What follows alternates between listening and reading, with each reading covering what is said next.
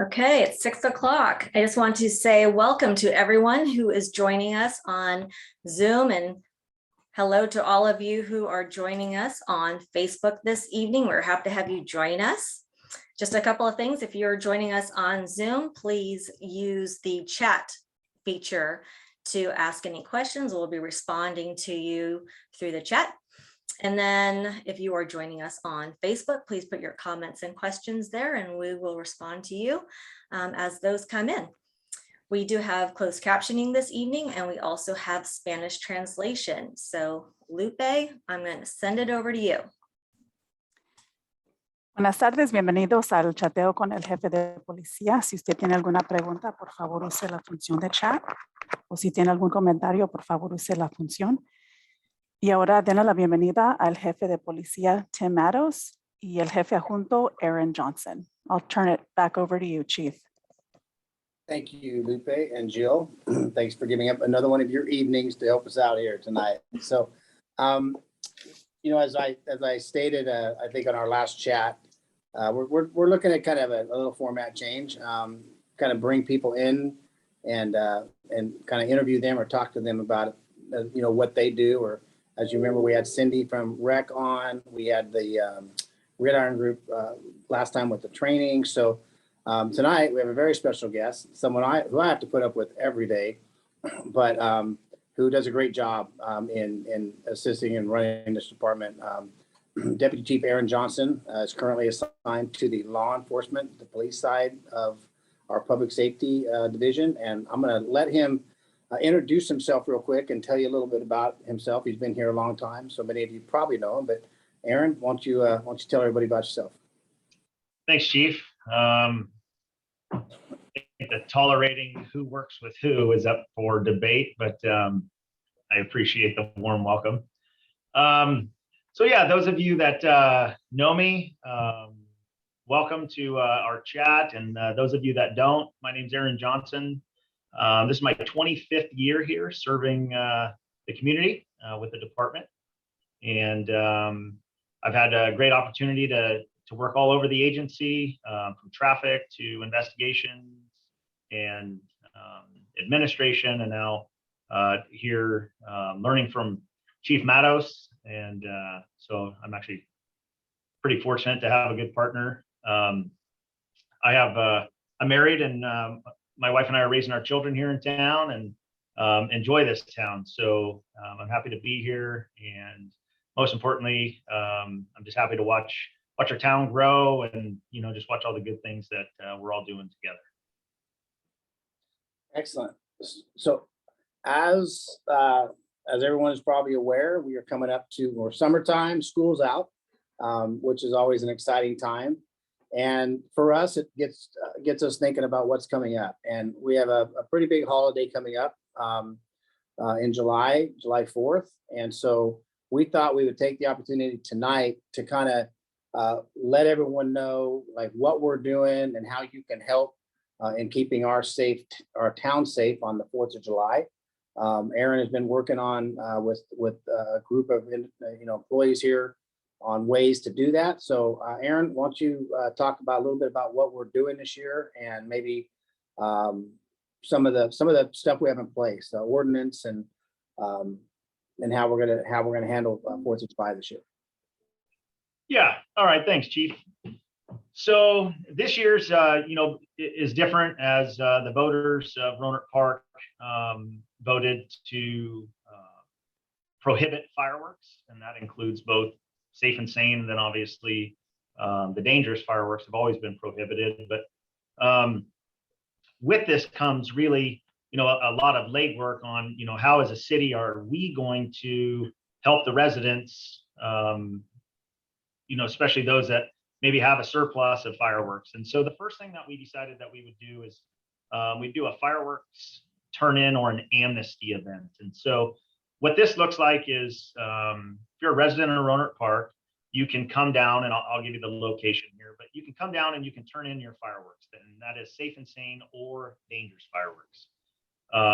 We've picked a date, so it's going to be on Saturday, June 18th, and we're going to do that at the future downtown property. The address is 6400 State Farm Drive. It's right across from the Rayleigh Shopping Center.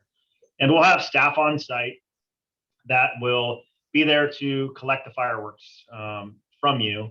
And we'll take a photo, we'll issue you a receipt, and then we put them in a box, and then they get disposed of. We're partnering with the Sonoma County Sheriff, their bomb team, to be on site as well and be a resource for us.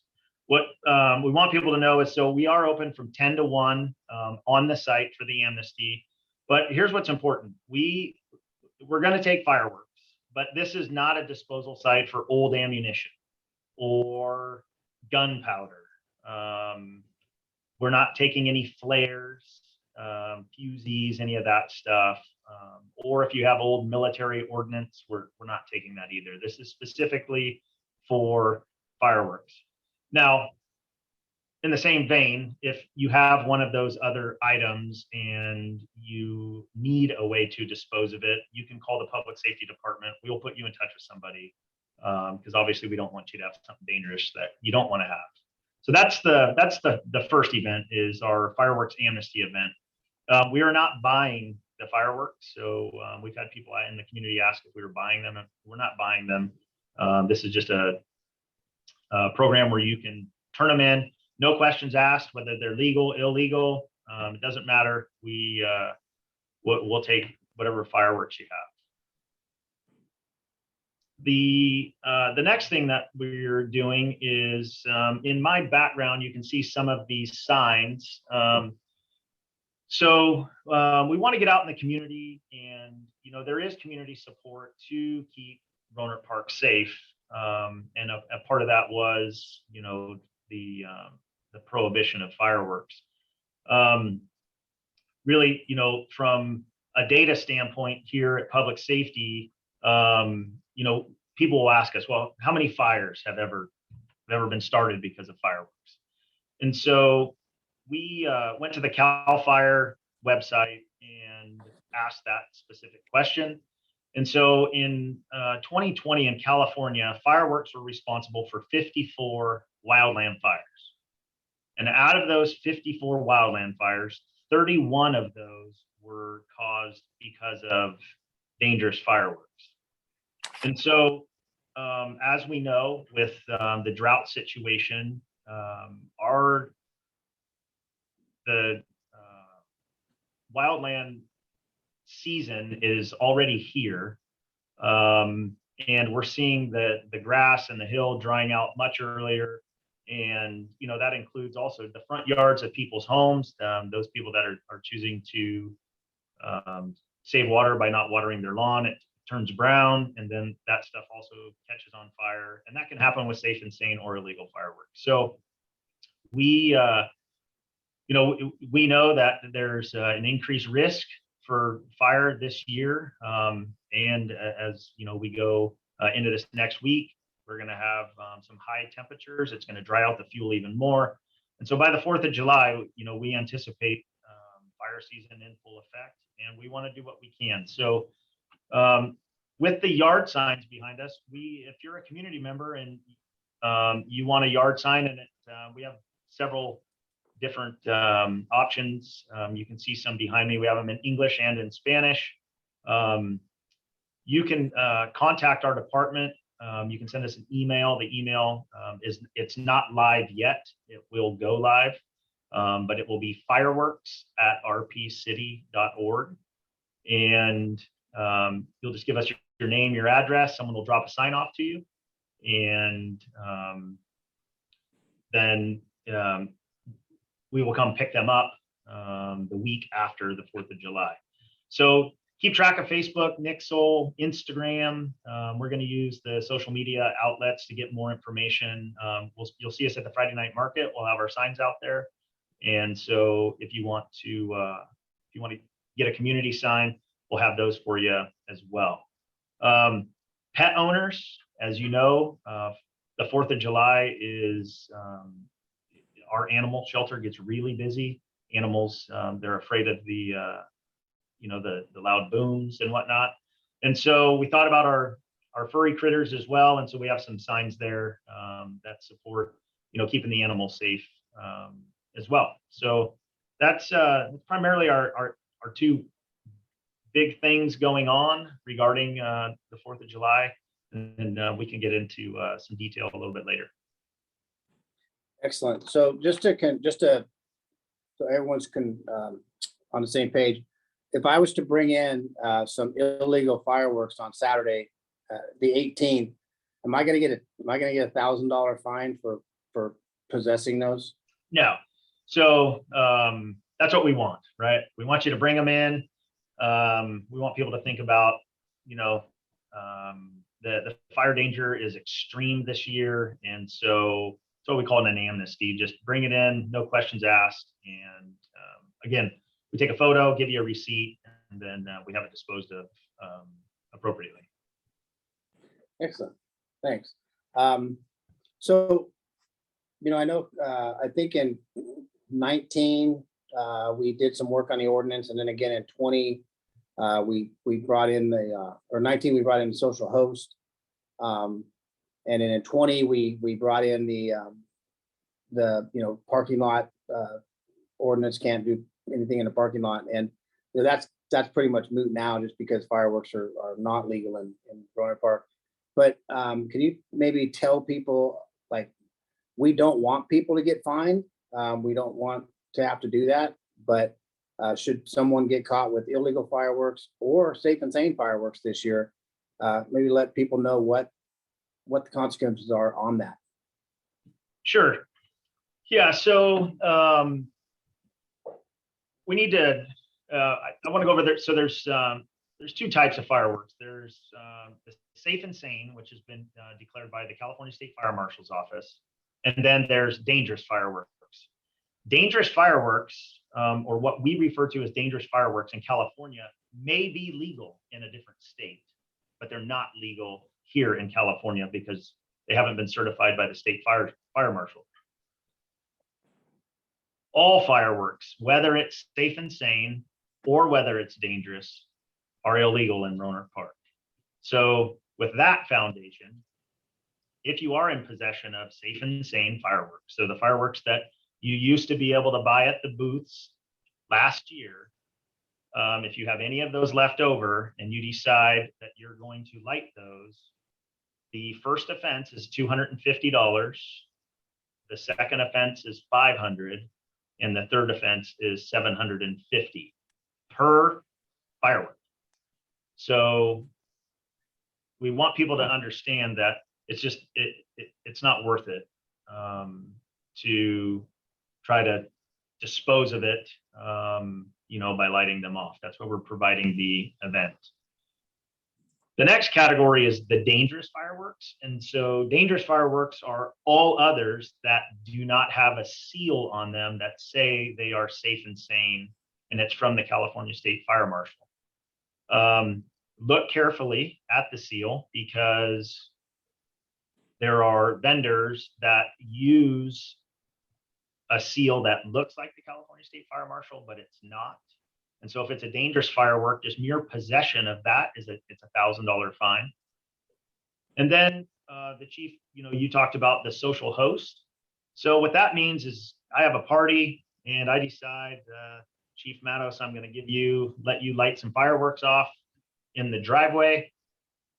If they're safe and sane fireworks, it's the same fee schedule, $250, $500, and $750. And you don't even have to be the person lighting them if you're just allowing me to use these fireworks at your home. And if it's dangerous fireworks, it's the same thing. So if it's a dangerous firework and you're the social host, it's a $1,000 fine. And here's where we see that happen. We see people decide, well, I'm not going to do this in the front yard. I'm going to go to the backyard. Well, if we can identify the yard, then we can identify the homeowner or the renter. And that's when we can use that social host ordinance. So we really we can't stress it enough. Let's have a safe 4th of July.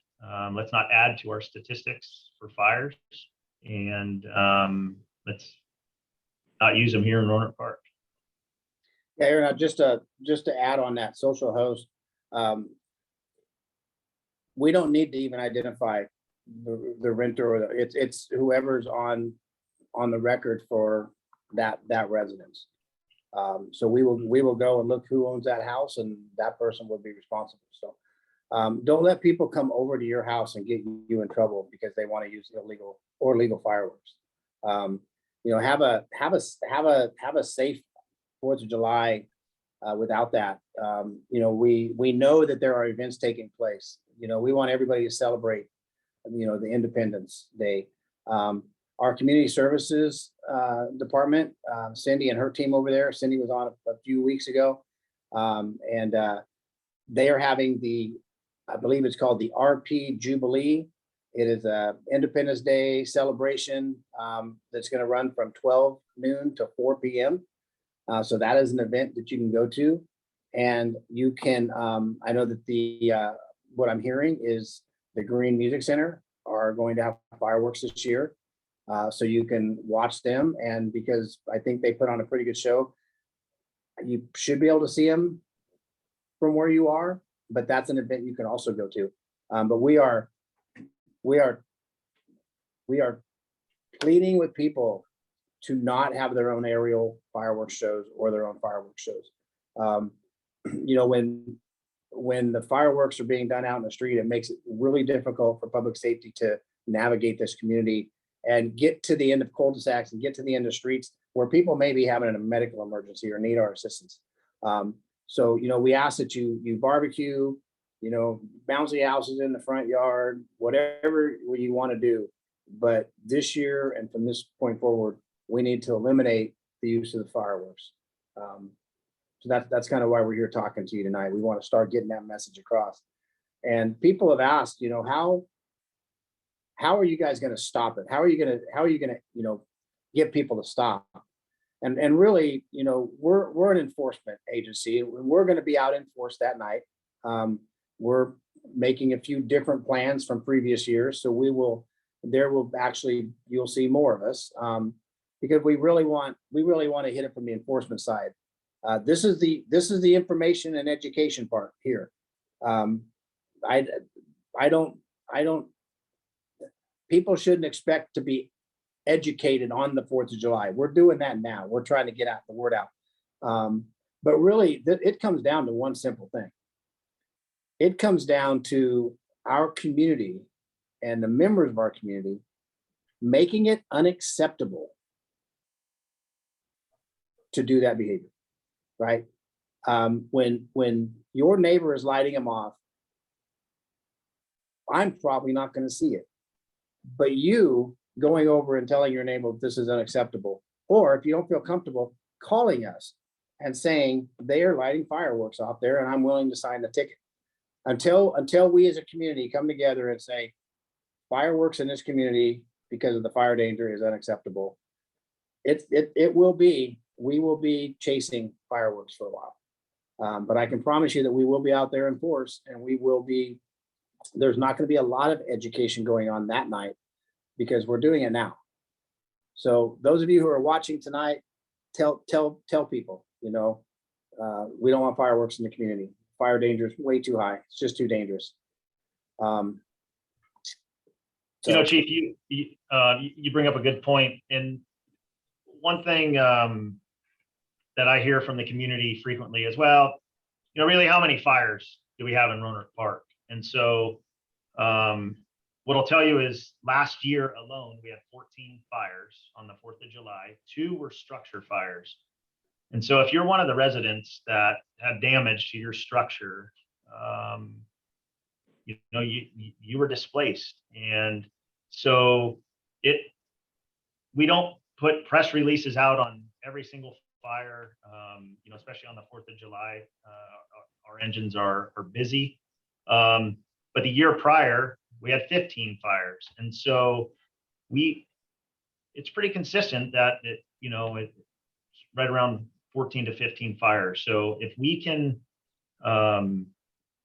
reduce the fires, reduce the medical emergencies, keep our community safe, you know, together. I live in the community as well.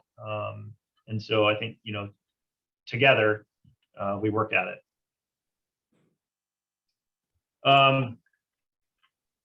So hey, we got a question that came in. There's a couple, but it's specifically on the 4th. Do we have drone surveillance for the 4th of July? What I can tell you is that the police department or the public safety department does not own a drone at this time. We don't have our own drone. However, in the past years, we have received video footage from individuals in the community who have put their drones up and they saw something illegal, some people shooting fireworks off, and they provided us with that video. And we were able to use that to go out subsequently after 4th of July and write the citation. So I can't ask people to take their drones and go look for people doing illegal fireworks. But Aaron will be talking about a way that you can report to us. And you know, should you have the opportunity to come across somebody doing something illegal and you have drone footage that you would like to send us so we can evaluate whether there's criminal activity there, Aaron can tell you how to do that. Yeah, great, Chief, thanks. So one of the things that I want the community to know is that we used to use the NALM app. And so this is a web-based application that you could get on your smartphone or on an iPhone. We're not using that app anymore. We're using a portal through, it's a company called VOC. And the way it's going to work is we're going to publish a QR code, and that QR code will be available on the city's webpage. So on the public safety page under the fireworks link, it's right on the front page. You take a picture or actually scan it with your camera, with your phone, and it will bring up a reporting tool. The first thing it allows you to do is upload video or upload a photo. And so you can do that. And then you can put the location, you can put your information if you want to be contacted, or you can remain anonymous. It doesn't matter. But as soon as you hit send, it will come into, we'll have an intel unit that's gathering all of this information through the evening, and it will go into a program, and then we'll be able to see where the illegal fireworks are happening. Remember, when I say illegal fireworks, I mean any fireworks. So we use the term illegal because they all are now. So at the beginning of this chat, I talked about, keep track of our social media. We're going to push out that QR code through Nixle. We're going to push it out through Facebook, through Instagram, through Nextdoor, and you'll be able to print it out. You can save it to your phone. And if you don't have any of that technology, you can call dispatch. And if you just call our dispatch line, it may take you a while to get through.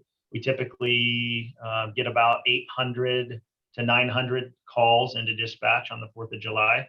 So, but you can get through. We'll have extra staff on, and you can report the illegal fireworks.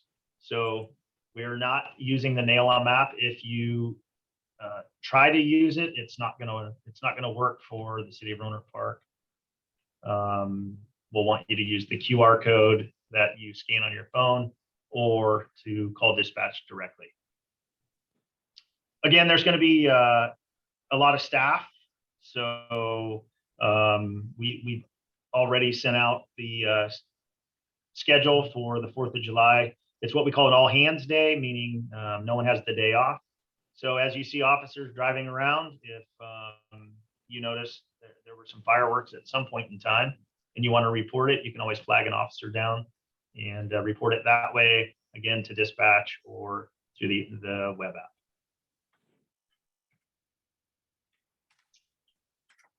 Perfect. I was actually, we got another question in here on chat about some sideshows out at G Park. So I was actually just sending the lieutenant information about getting out there and get an officer out there. They're giving us a time, which I always ask for, which is great. And so we will get someone out there. I'll get this emailed off and see that you get that extra patrol out there. Yeah, here's a question. It's a little bit off topic, but I don't want to lose it. So how are our public schools prepared for the possibility of a school shooter? It seems to me that the campuses are wide open, especially the elementary schools. Are they considering putting armed campus police at the schools to protect the children and teachers? So, and Mary, I'll let you speak a little bit on this also, because I know that we've been doing some active shooter training, not only in our department, but we're training all of our city staff right now. You know, what's been happening is horrendous, and you know, it's not just schools. You know, it's churches and shopping centers, and so I feel for the people who have been suffering through this. But so here in Rohnert Park, we do have a school resource officer. We still have that program in place. So we have an officer who's responsible for the schools, and that officer's on campus all the time. They spend a lot of time at the high school and junior high, but they are responsible for all the schools in our city. We maintain that program. You know, I can tell you that during the last couple of years, with a lot of the discussion, there were a lot of people wanting to pull. They wanted cops off campuses, and you know, they thought it sent the wrong message, and it was, you know, tough for the students.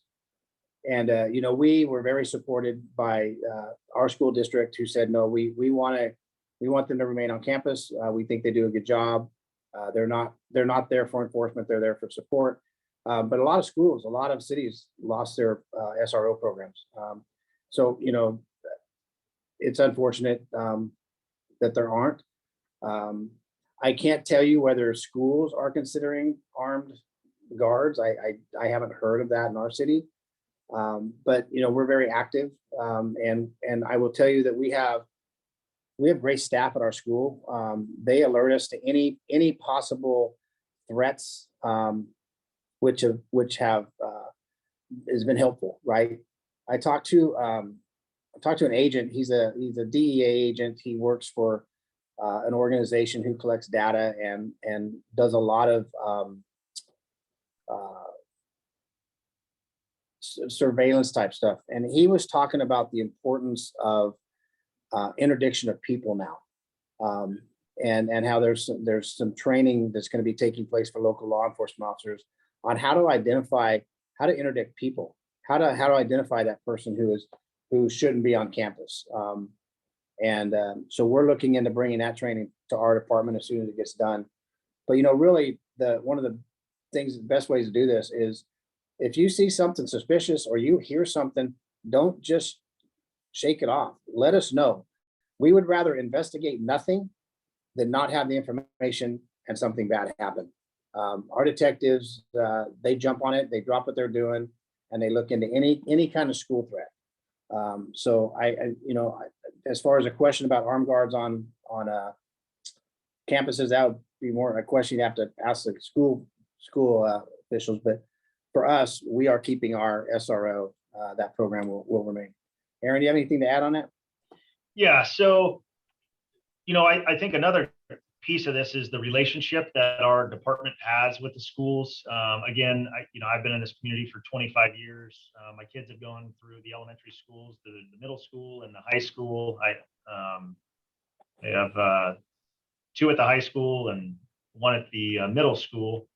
And just based on my position here in the organization, I have a great relationship with staff, and they know they can call anytime something just doesn't seem right, or they want to run something by us. And so that's the first link that I think is a benefit for us, is that we do really have a great relationship with the school. The other part of it is the technology that is available to our staff, and I'll use this example. Our staff got a tip from the school on the Stop It app, and there was an allegation of with, possibly some school violence. And within 15 minutes of that allegation, we were able to identify where it came from.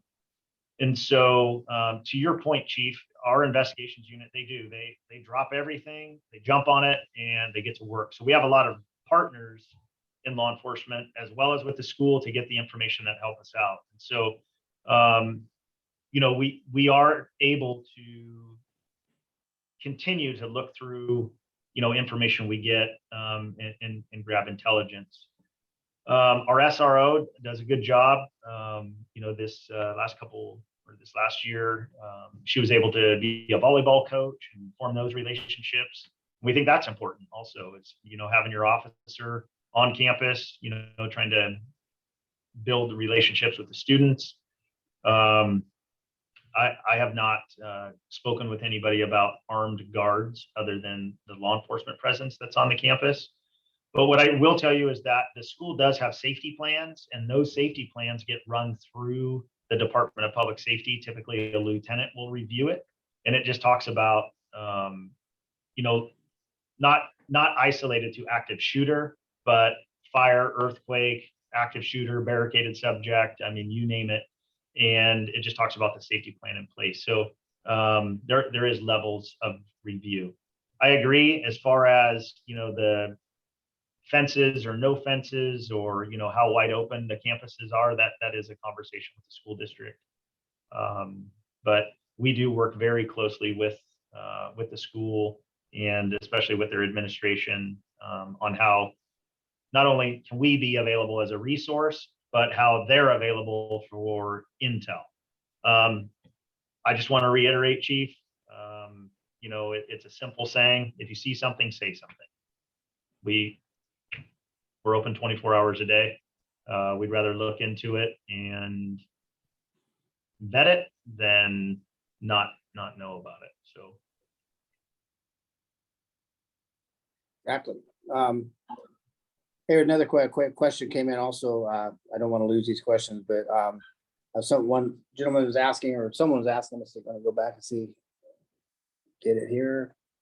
It doesn't give me the name.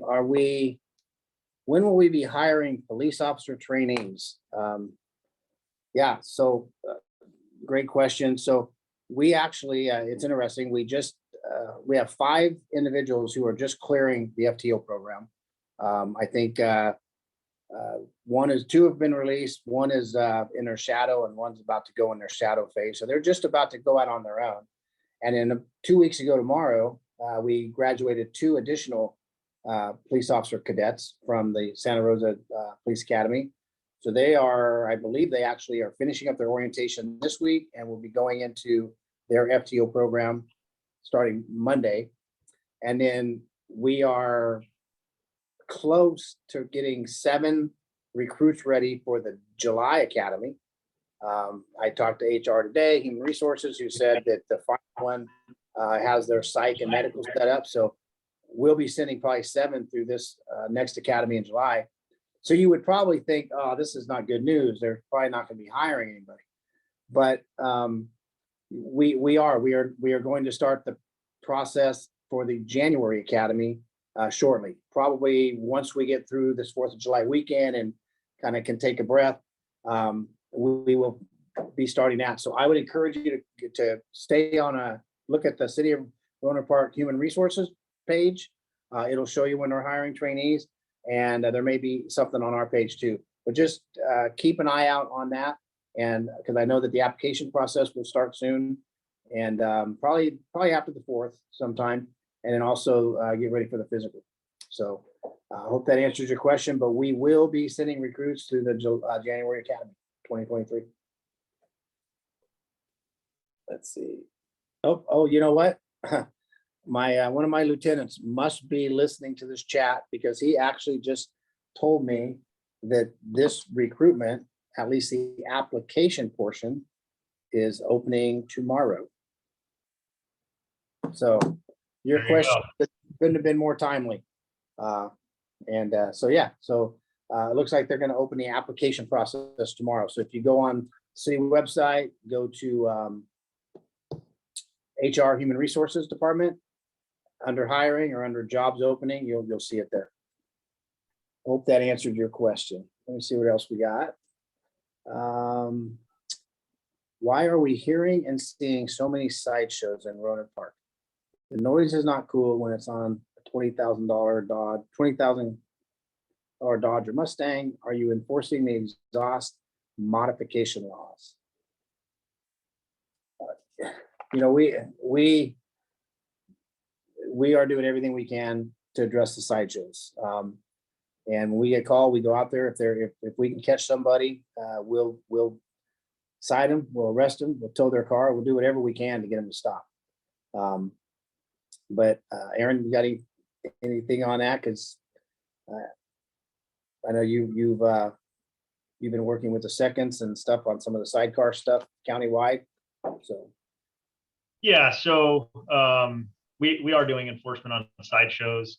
Unfortunately, what's tough is they typically have scouts, and so the minute they see law enforcement, they start reporting that there's law enforcement present, and so the sideshow stops.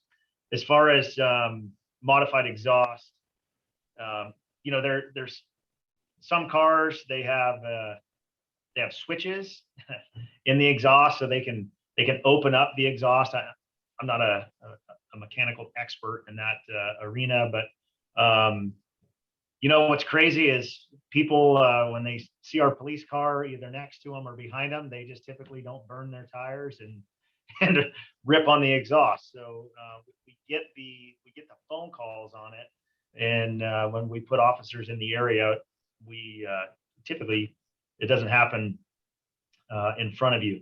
It is a fix-it ticket. So if we do see somebody, or if somebody does have modified exhaust that is not what we call CARB compliant. So not all modified exhaust is illegal, by the way. But if it's not CARB compliant, then we can write a ticket. It's a fix-it ticket. They go get their exhaust fixed. They can go to any law enforcement agency or an inspection station, get it checked off, get it signed off. And so it is something that, you know, when we can enforce it, we will. But again, if it's occurring and you can narrow it down to a time frame, please give us a call. You can send us an email, and that way we can, you know, kind of focus our resources. yeah, and just to piggyback on that. So one of the things that that is hard is there are a lot of laws around, like modified exhaust, you know, smoke and noise, and you know, the experts in that are CHP. And so I just want to let the, you know, listener know that we actually have 5 of our officers signed up to attend a training to learn more about sideshows, to bring back to the department. You know, what are how's the best way to work a sideshow? How's the best way to get the intel? Where are you finding the intel? And then when we get there, what are some of the best ways to address it? And then the other part of that training is learning about modified exhaust, how to recognize it. Because like Deputy Chief says, if they flip a switch, you may not know it. So we're actually sending 5 of our officers to get a little bit more expertise, so they can peel back that layer a little bit more to really determine, oh, well, you have a switch in there, which is this, and so we can address it. So we are trying to address it, but part of it is just getting our officers the knowledge and training they need to address it. You know, well, one of the reasons is they're dangerous. I mean, they are loud and annoying and disruptive to the neighborhoods and the people who are listening to them. But going into them, we have to do it right. We have to know how to approach and address these sideshows, because you know, there have been fatalities, there have been shootings in cities, you know, all around the nation when officers go in to address these sideshows. So just understanding how to better approach them and address them is something we want to give our officers before we, you know, as we learn how to deal with them. But as Deputy Chief said, call us, really call us, because, you know, we don't always hear them if we're on the other side of town. So let us know where they are and we'll respond.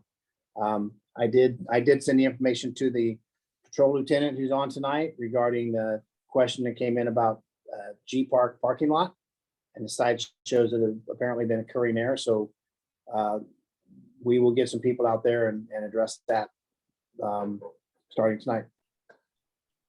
Chief, another question came in, says, check out K section near Twin Creeks Park. They race down from the stop sign through the new apartment complex. It's nightly.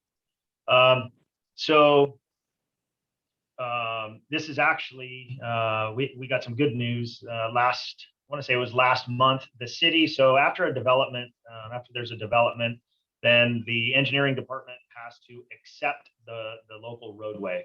Once the engineering department accepts the local roadway, then we can run radar and do traffic enforcement on those on the roads. But until then, it's up to the developer. So we, our officers, we actually just deployed our radar trailer into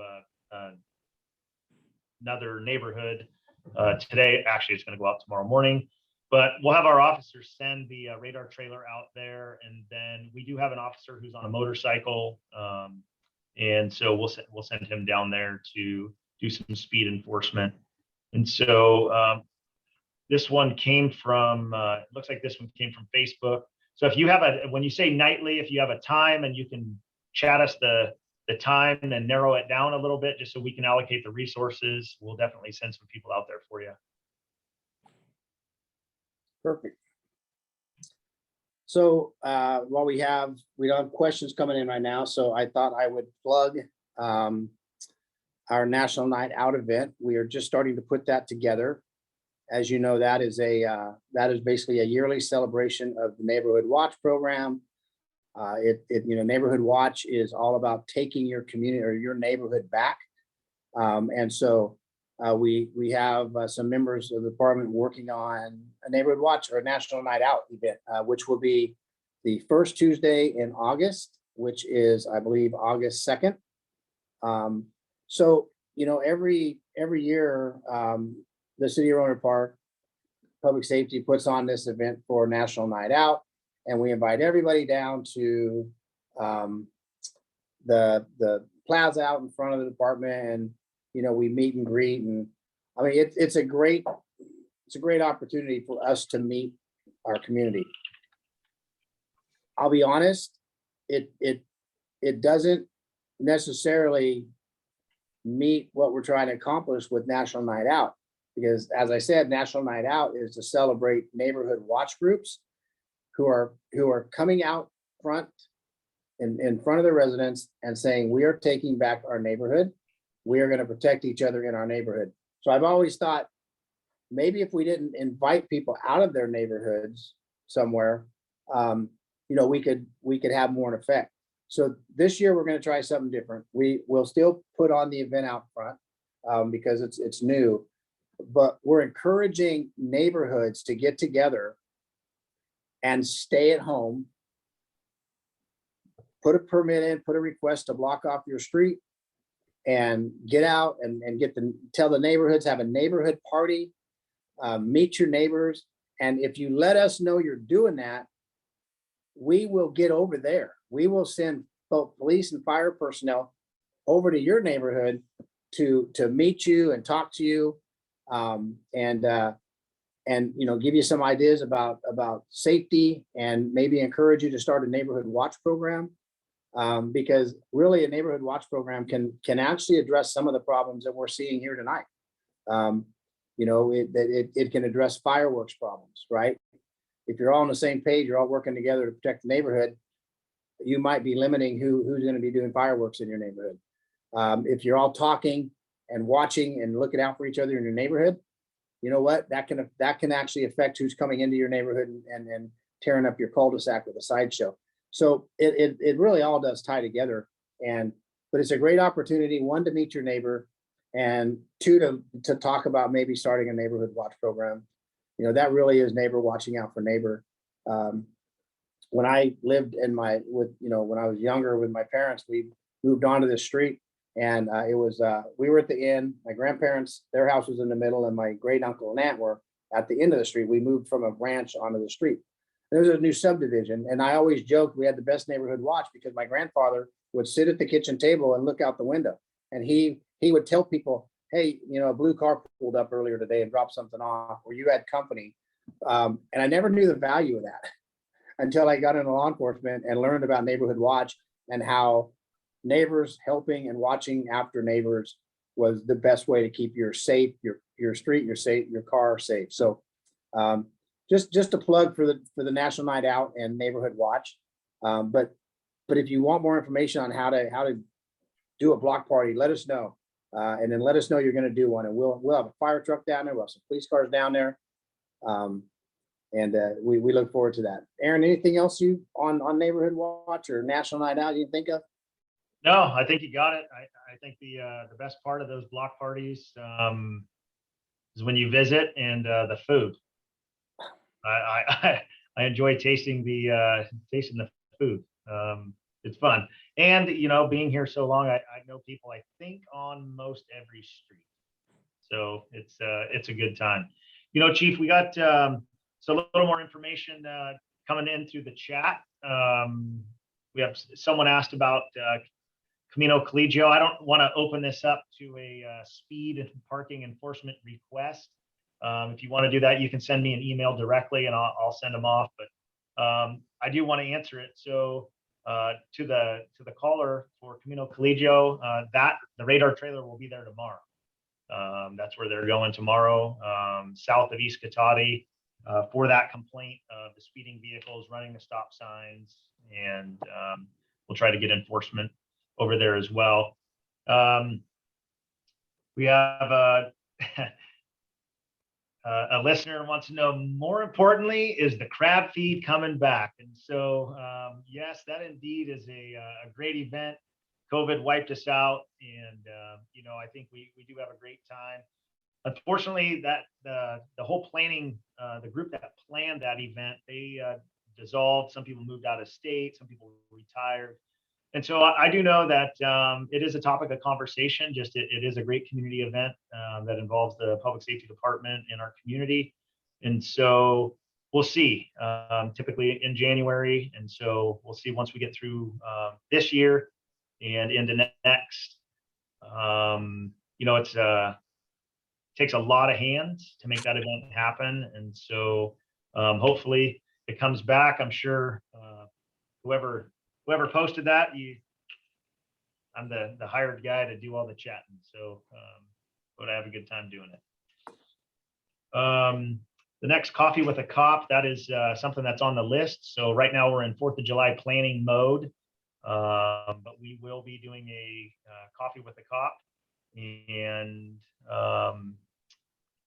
you know, with it being hot, we might do some Slurpees at 7-Eleven. The yogurt was a hit. So anything we can do to get out and just join all of you in the community. We have had a request from one of our businesses. They'd like to put on a pizza with the police or pizza with public safety or something. So look for that soon. We might do that. And oh, well, they're popping up now. Ride-alongs. I think we're getting really close to opening up ride-alongs now. Yeah. It seems like every time we talk about bringing it back, we hear the news and there's some, you know, uptick in COVID cases. But you know, I really think that we want to bring that back. So it is a conversation we are having. As far as the crosswalk at Heimbach Creek and Snyder, if you recall, about a month and a half ago, I had one of my guests, she popped on, Vanessa Garrett, who is our public works director, popped on to kind of give an update on the roundabout. And then she gave the new I think sewer line that's was going down Commerce. And she also indicated that the city had funding for, I think, I don't want to, 10, maybe 12 lighted crosswalks. And so I don't know if that's on the list, but I will certainly pass on this email to her. And she'll, you know, that's where those are determined. It's a traffic safety issue, goes to our traffic engineer, and Vanessa, who is our engineer. So definitely pass it on, but it could already be on the list, but I will let her know that was a question for us. The trailer, so we have one trailer right now. We have another one that got funded through the Office of Traffic Safety. So we typically get those on a grant. Believe it or not, the trailers are hard to deploy because people don't like them and they cut the wires. So every time they cut the wires on the trailer, it costs out of our budget. It costs us about $1,000 to get it fixed. And so we do feel it's important. It's a good education tool. So we do have another trailer on its way. And then we also have the speed signs that mount on poles. Those are temporary. We can move them. We just need the personnel. We just have to allocate the personnel to do it. So we'll get speed signs in your neighborhood. Again, email me directly, ajohnson@rpcity.org, or look up my name on the website. Just come to me direct, and I'll get you pointed in the right direction. For our callers on Laguna, same thing. We'll get out there and we'll do some extra patrol. We understand that, I was a motor officer, a motor sergeant, so I understand the traffic complexity in this town, and it is important for us. And so with our discretionary time, we'll definitely send emails to the staff and get them out there doing extra patrol. And quite frankly, this is what's great about a chat like this, or when you reach out as a community, is we can't be everywhere. And so to have you guys call in or send me an email and just let us know, that's perfect. That way we know, hey, let's go send some resources down there because it's a problem. So thank you for sending your information in. Yeah, absolutely. That's a good point. Our officers, they patrol, right? And it seems like when you leave the street, that's when something happens behind you, right? Because you're so patrolling with purpose is very helpful.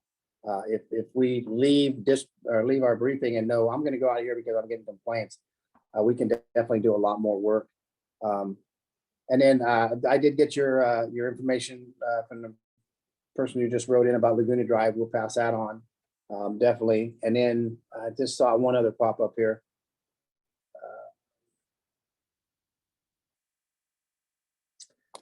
Yeah, I was wondering if we were going to get a question on homeless tonight. I thought we might make it a whole hour. But,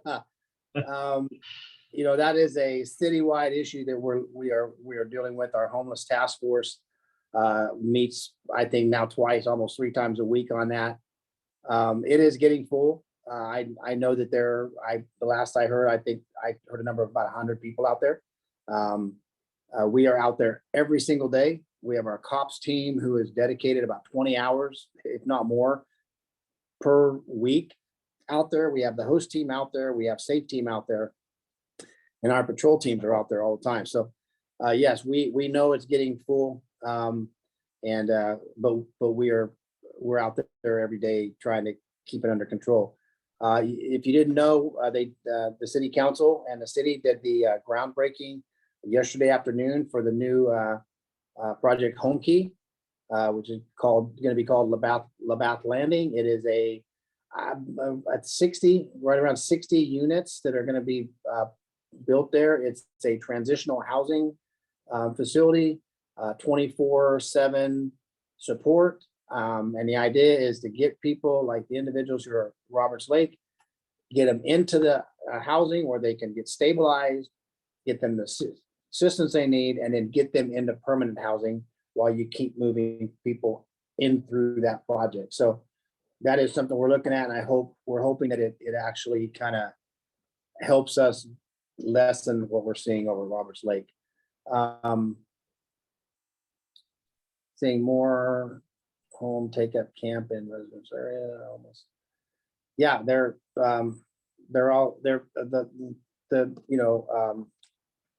homeless individuals. They're all through town. Homeowner, they can't just go on your personal property and place a tent or place their belongings. That's your property. You have the right to do with what you think you need to do with that stuff if it's on your property. Public property is different. That's what we're working on here. Is public. There are some rights that they have on public property, but not private property. So if someone decides to place a tent on your private property, You can remove it, or you can have it removed, or you can come and we'll stand by while you take care of it if you're concerned about them. I do want to give a quick plug also. We are going to be doing a CERT team training, Community Emergency Response Team. A lot of people have asked about that through the chat and through Facebook Live and through community meetings that we've had. They've always wanted to know if we're going to do a CERT team. We've got everything in place, and we are wanting to get it started. And I don't know if it's just the season. I don't know if it's the timing right now, but not getting a lot of people signed up. So if you want to be part of the CERT team, or you know somebody is, tell them to go on the website and get signed up so we can get that going. Again, that's the Community Emergency Response Team.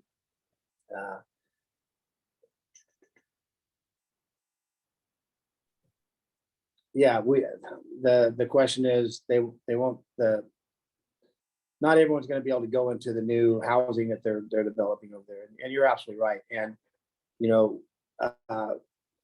we are addressing the problem with everything we can. And if you have an idea, let us know, because we're brainstorming every day. And maybe you have something that we're not thinking about, but we're not sitting on our hands. I can promise you that.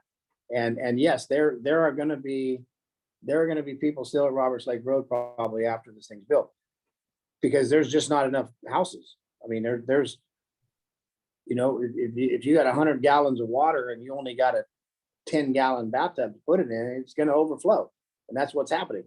And so until we can figure out more housing solutions, or you know, beds, just beds, we're going to deal with this on a day-to-day basis. And I mean, it's can be frustrating, but you know, as a city and as an agency, we have to do what we can to look after everybody in the community. So we're trying to keep the community safe while still keeping our homeless safe and trying to provide them with a place to live. But the bottom line is, until there are more beds and more housing options, the homelessness is not going away. And so it's unfortunate, but I know we're getting close. So Aaron, you're awesome tonight. Jill, Lupe, you're also always awesome.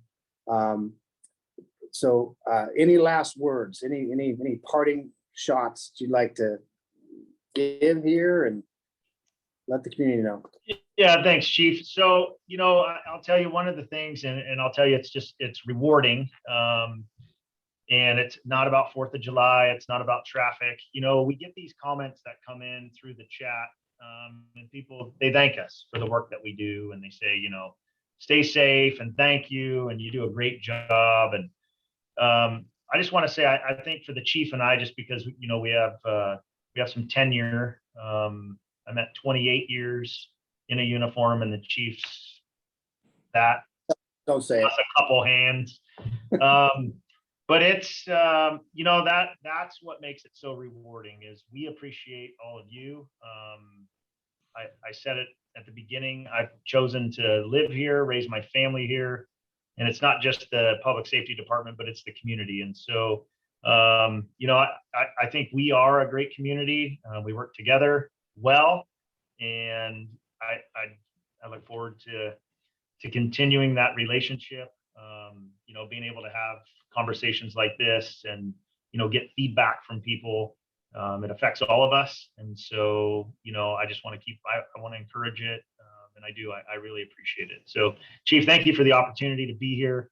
You know, we have a lot of work ahead of us, especially coming up into the holiday, but, you know, I think our community knows you're a good pilot of the ship.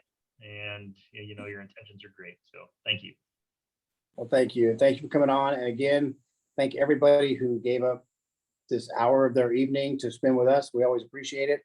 We know you're very busy. You have a lot to do, but it means a lot that you time to ask questions and listen to what we had to say. So be safe. Don't forget, we have the Friday night party on the plazas. I think it's running up through August, and August 26th, I think, is the last one. But have a safe weekend, a safe rest of the work week, and we will see you in 2 weeks. Take care. Good night, everyone.